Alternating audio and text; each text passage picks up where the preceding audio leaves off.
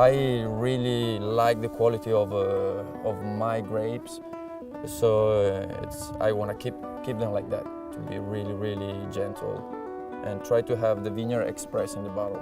You know, you have to grow the grape like you grow a child. So.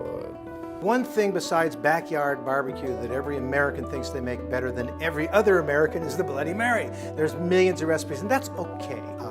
Let's try absolute pepper. Why wouldn't you in a Bloody Mary? It makes perfect sense to me. One of the favorite single village mezcals is called Minero. It, for me, has a kind of more generous, fruitier profile. It's a little softer around the edges. Maybe the most complex of all of them, perhaps. Many people think so. I started to work at the winery in 1989. I did a big mistake in my life. I'm a lawyer. I wanted to do something different than my parents. But then I realized that was not my life. So I started to work here and I immediately fell in love.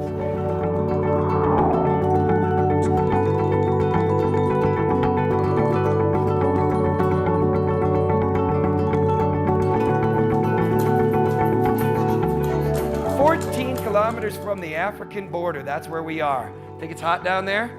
Yeah, it is. It gets up to 110 during the daytime. And when you taste these wines, you're going to say, no, they can't be from a hot climate because they're so fresh and so lively, and they've got this great acidity, and they're crispy, and they work with all kinds of foods that you'd never put other wines with. Whenever somebody says, this is a food that you can't match wine with, you go, but maybe Fino Sherry. Because everything you can't match anything else with, Fino Sherry is the magic match. Well, in Argentina, an asado is much more than just a meal. For us, an asado is a meeting. It's an excuse to gather all friends and family around. And an asado is so typical from Argentina. Well, wine has been the perfect match for an asado for years.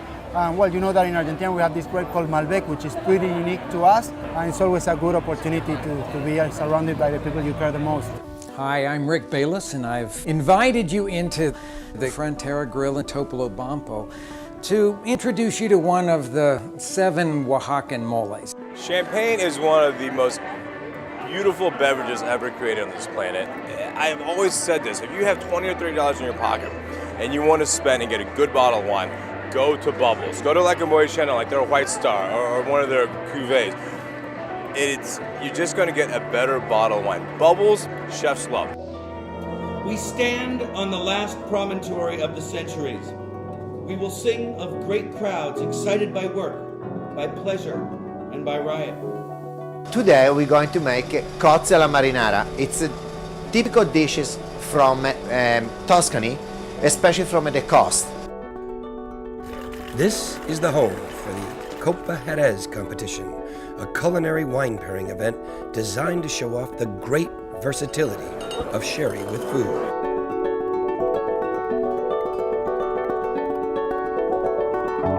Butchered ducks, Frenching racks of lamb, making soups, making stocks, making basic desserts, ice creams, creme brulee, chocolate cakes, chocolate souffle, all these things. And the way you really learn is by repetition. So it was every day doing this. We have a wine that we call Hail Mary. It's our Pinot Noir. And the first year that we had a crop, it looked beautiful. We had just the vines were perfect, the fruit looked fantastic. And then 2 weeks before harvest, Lance and I were in the living room watching, and this huge black cloud, and we can see forever here. So this huge black cloud started moving, and we knew it was a hailstorm.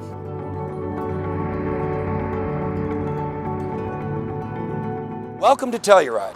I'm Steve Olson, and I have the great honor and the privilege of being the master of ceremonies for this year's Telluride Wine Festival. It's a warmer climate, the wines tend to be bigger and brighter and more fruity. And I put these kinds of wines and this wine up against Champagne because it's earthier. I get more of a sense of the limestone soils. We have the zucchini baby, really small, like this side, with the flowers still attached to the fruit.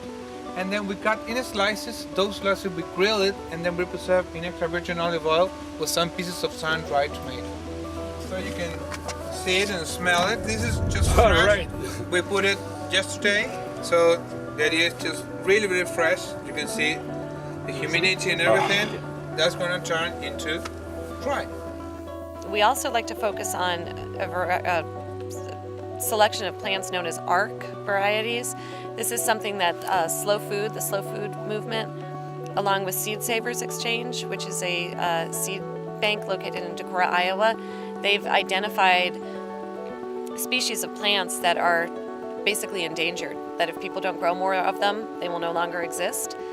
So we grow as many ARC varieties as we can as well.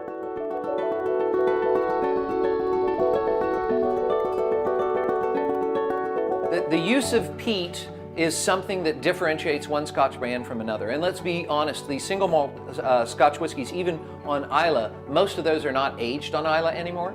They're aged, in Glasgow. So in a warehouse in Glasgow. So is the ocean really that big a factor as opposed to how much peat they stuck in there? The Mojito Bar is an extension of Tan Cane Rum and Moet Hennessy. Tan Cane is made from first pressed sugar cane, which means that it's not from molasses or any byproduct of sugar production. It's very pure, very organic in a sense, and the Mojito Bar is a reflection of that.